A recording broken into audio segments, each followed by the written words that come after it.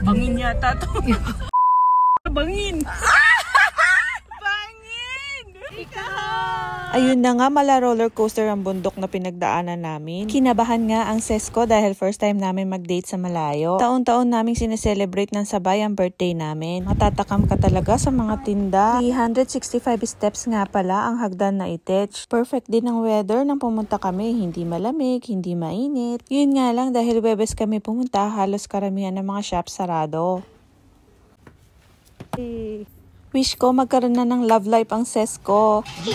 Pumunta na kami ng lunch kaso ang waiting time is 30 minutes kaya kumain muna kami ng ice cream. Gusto daw niya ng udon kaya ito ang napili naming restaurant. Nakakalungkot naman yung tugtog. See you mga sis sa susunod na drive namin.